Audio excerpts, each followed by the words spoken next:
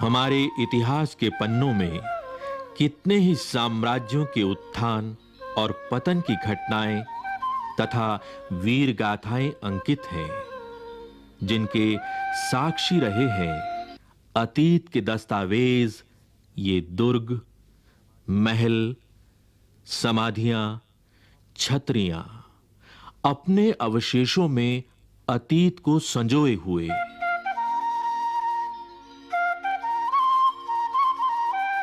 कौन थे वे लोग? कैसा था उस समय का जीवन? यह जानने के लिए आइए पलटें अतीत के पन्नों को। 15वीं शताब्दी का समय। भारत में अनेक छोटे बड़े राज्य थे। उनमें से एक था मेवाड़। मेवाड़, जो उस समय राजपूताना के एक प्रमुख राज्य के रूप में उभरा था। यह वह काल था जब भारत में मुगलों का शासन बढ़ता चला जा रहा था। अनेक राज्य मुगलों की अधीनता स्वीकार कर चुके थे। इधर उत्तर भारत में राजपूत एक प्रमुख शक्ति थे। मेवाड़ पर सिसोदिया वंश के राजपूतों का शासन था, जिनका मुगलों के साथ बराबर विरोध बना रहता था। मेवाड़ के इतिहास के पन्नों को पलटें तो एक प्रमुख शूरवीर का नाम उभरता है। यह नाम है महाराणा प्रताप का। महाराणा प्रताप शौर्य के प्रतीक, मातृभूमि पर मर मिटने वाले स्वतंत्रता के पुजारी। वीर प्रताप की शौर्य गाथाओं से अरावली की घाटी आज भी गूंज रही है।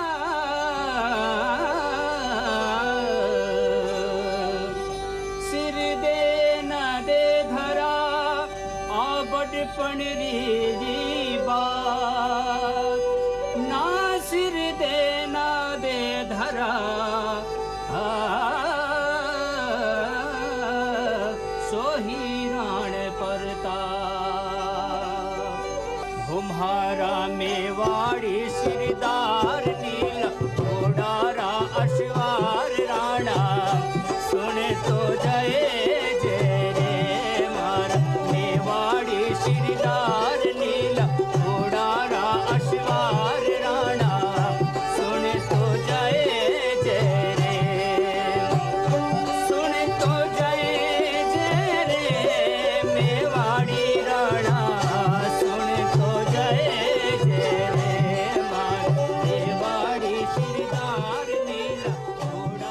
मेवाड़ के दो प्रमुख किले हैं, कुंभलगढ़ और चित्तौड़गढ़।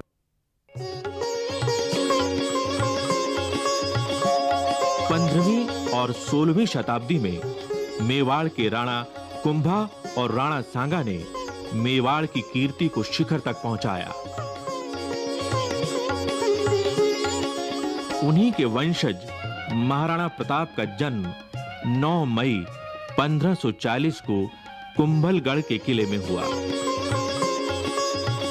यहीं इसी स्थान पर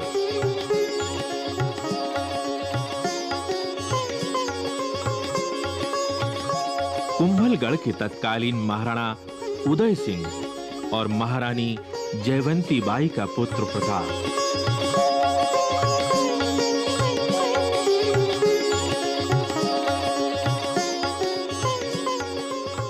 मेवाड़ का उत्तराधिकारी, प्रजा का दुलारा, भीलों की देखरेख में पला बड़ा, जिसे प्यार से वे कूका कहते थे। मेवाड़ का भावी महाराणा वनवासियों के साथ बेहद प्रसन्न रहता। देश प्रेम की ज्वाला उसके हृदय में सदा प्रज्वलित रहती, जो उसे अपने पूर्वजों से विरासत में मिली थी। मेवाड़ सदा से ही मुगलों की आंख की किरकिरी रहा और युद्ध होते रहे। मेवाड़ का राजनीतिक महत्व तो था ही, साथ ही वह गंगा भूमि के व्यापार मार्ग को पश्चिमी तट से जोड़ता था। अतः मेवाड़ को अपने अधीन करना मुगल शासकों के लिए जरूरी हो गया था। मध्यकालीन भारत का इतिहास देखें तो पाएंगे कि उस काल में महत्वाकांक्षी मुगल सम्राट अकबर का साम्राज्य लगभग पूरे भारत में छा चुका था। अनेक राजपूत सरदार, यहां तक कि राणा प्रताप के कुछ परिजन भी अकबर की अधीनता स्वीकार कर चुके थे और परिणाम स्वरूप उन्हें मिले थे ऊंचे ओहदे, ऊंची पदवियां और जागीरें। पर राणा प्रताप अकबर जैसे महापराक्रमी सम्राट के सामने नहीं झुके। कहा जाता है कि 28 फरवरी सन 1572 को होली के दिन प्रताप का गोगुंदा के किले में राज्याभिषेक हुआ।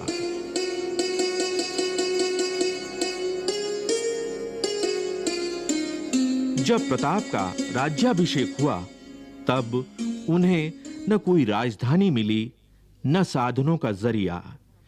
वे बहुत कम साधनों से ही मुगल सम्राट से जूझते रहे। प्रताप ने हर संकट को चुनौती समझा और इससे उनके संकल्प और अधिक मजबूत होते गए।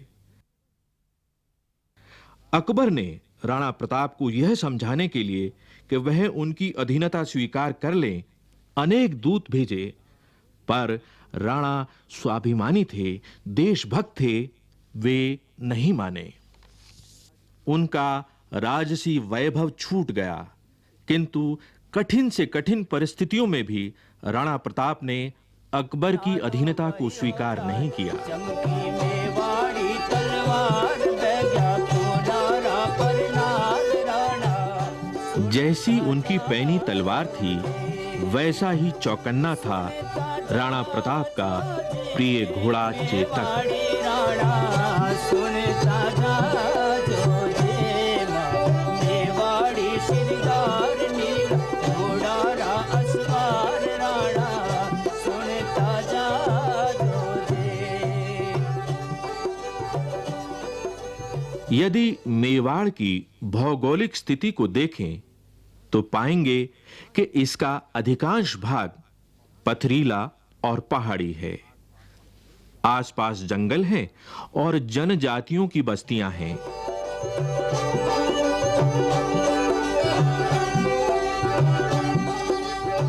राणा प्रताप ने जनजातियों के रणबांकुरों को अपने साथ लिया और युद्ध की तैयारियां करते रहे।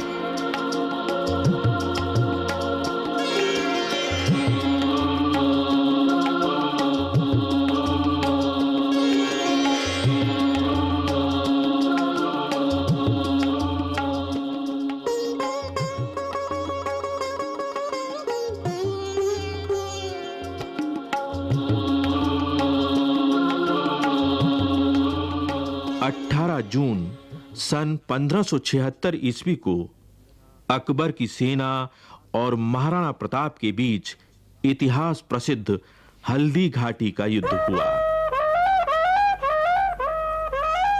एक ओर राजा मानसिंह के नेतृत्व में अकबर की विशाल सेना थी। कहा जाता है इस सेना में 10,000 घुड़सवार थे और हजारों पैदल सिपाही थे।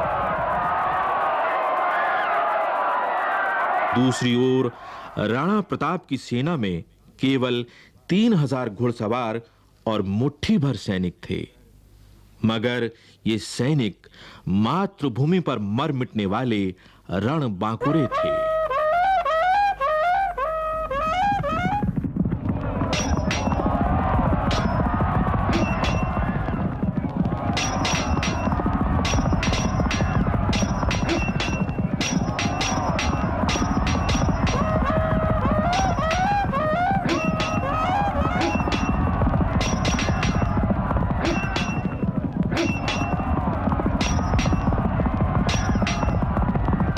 यही वह विश्व प्रसिद्ध हल्दी घाटी है जहाँ से होकर प्रताप की सेनाओं ने इस घाटी को पार करके उस पार खमनोर के समीप खड़ी मुगल सेनाओं से संघर्ष किया था। इस घाटी की विशेषता यह है कि इस घाटी के जो मिट्टी है उसका रंग पीलापन लिए हुए है, इसीलिए हल्दी के समान रंग वाली मिट्टी का होने के कारण इसको हल्दी घाटी कहा जाता है। ये बहुत ही तंग दर्रा है जिसमें से होकर प्रताप की सेनाओं ने आगे बढ़ करके मुगलों की सेनाओं का विरोध किया था। ये रक्त तलाई है। रक्त तलाई का अर्थ है कि जहाँ पर खून की तलाई भर गई थी, खून का तालाब बन गया था। आपको विदित है कि इस ओर हल्दी घाटी है। हल्दी घाटी का जो मुंह है वो लगभग यहाँ से 1.5 किलोमीटर दूर है। इसी तरफ बाईं ओर मुगलों की सेनाओं का पड़ाव था। ये जिस ओर आप अभी ये बम्बूल के पेड़ हैं, इन पेड़ों के पीछे उस ज़माने में केवल सीधा मैदान था और उस मैदान की जो सीमा है वो आगे बनास नदी से मिलती है। जो मुगलों की जो सेनाएं थी वो उस बनास नदी के किनारे से इस प्रदेश से, इस भाग से बढ़ती बढ़ती इस स्थान तक आई थी। मुगलों की सेनाएं हल्दी घाटी के मुंह तक पहुंची थी। प्रताप की सेनाओं ने उनको खदेड़ते खदेड़ते लगभग 1.5 किलोमीटर तक यहाँ ले आए। यही वह स्थान है जहाँ पर मुगल सेना के सेनापति मान सिंह के हाथी पर प्रताप ने अपने घोड़े पर छलांग लगाई थी, और यही वह स्थल है जहाँ पर चेटक का पिछला पैर हाथी की सूंड में बंधी तलवार के कारण कट गया था। यही वह स्थल है जहाँ पर हकीम खां सूर ने प्रताप को सलाह दी थी कि वो पीछे लौट जाए क्योंकि उसके प्राण संकट में थे। यही वह स्थान है जहाँ पर इसके साथ चलने वाले वीरों ने अपना बलिदान दिया था। झालामान ने अपने सर पर छत्र रख करके ये कहना प्रारंभ किया कि महाराणा प्रताप मैं हूँ, और इस प्रकार भयंकर अंतिम युद्ध की जो परिणति है वो यहाँ पर खून की सरिता के रूप में हुई थी। यहाँ पर एक वीर विशेष का भी मैं नाम लेना चाहूँगा, वीरवर पूंजा, जिसके कि साथी लोग इन पहाड़ियों के अंदर, पीछे की ओर की पहाड़ियों के अंदर थे। उन्होंने पीछे से पत्थर बरसाने प्रारंभ किए थे, और यहाँ पर एक वीर जो कि इस ओर इस छतरी की तरफ मैं इशारा कर रहा हूँ, ये राम सिंह तंवर की है, जो ग्वालियर का महाराजा था और वो भी इस लड़ाई में अपने पुत्रों के साथ मौजूद था और यहाँ पर अब लड़ता हुआ मारा गया। और ये वह मध्य स्थल था जहाँ पर भयंकर युद्ध हुआ। यहाँ पर लाशें पट गई और चारों ओर से घमासान होने लगा। हल्दी घाटी का युद्ध एक दिन में ही समाप्त हो गया। राणा प्रताप के हाथ से गोगुंदा का किला और कुंभलगढ़ निकल गया, लेकिन प्रताप का मस्तक नहीं झुका। हल्दी घाटी युद्ध समाप्त हो जाने पर भी महाराणा प्रताप का संघर्ष जीवन भर चलता रहा। पराजित हो जाने पर भी अरावली की घाटी गूंज उठी प्रताप की कीर्ति और पराक्रम की गाथा से। प्रताप की यशोगाथा मेवाड़ तक ही सीमित नहीं रही, बल्कि समूचे देश में फैल गई।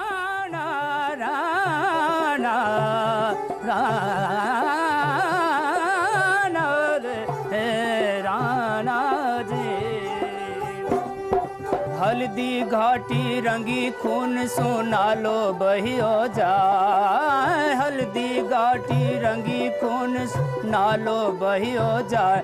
चमकी मेवाड़ी तलवार बह गया खूनारा पर नाल राणा सुनता जा जो जे, सुनता जा जो जे मेवाड़ी राणा सुनता जा जो जे मेवाड़ी शिरदार नील घोड़ारा असवार राणा सुनता जा जो जे।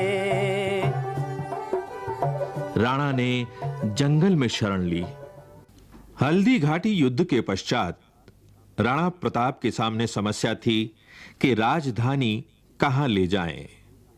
उदयपुर से 16 किलोमीटर दूर एक स्थान था चावंड।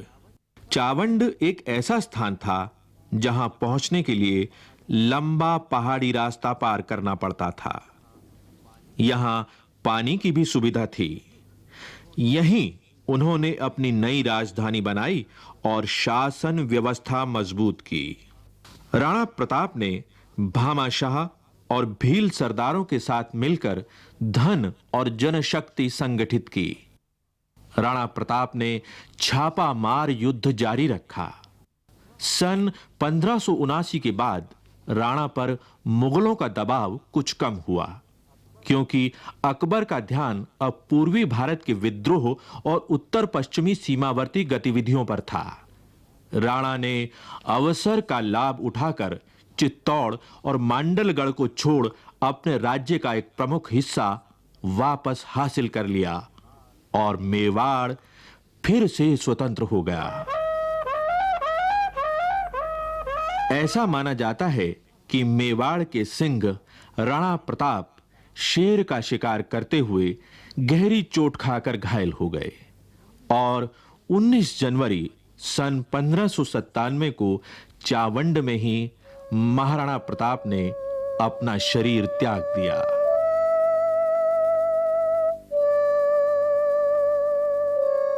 महाराणा प्रताप ने ऐसे ऊंचे आदर्शों को स्थापित किया जो देश और काल की सीमा से परे मातृभूमि प्रेम और स्वाभिमान को निरंतर प्रेरणा देता रहा है और देता रहेगा।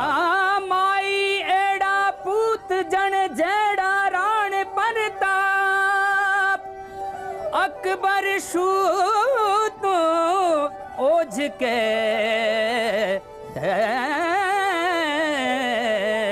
जान शिराण साहब हमारा मेवाड़ी सिरदार लील घोड़ेरा अश्वार राणा सुन तो जाए जो जे मारा मेवाड़ी सिरदार नीला घोड़ेरा अश्वार राणा सुनता जाए जो जी सुनता जा जो जी मेवाड़ी राणा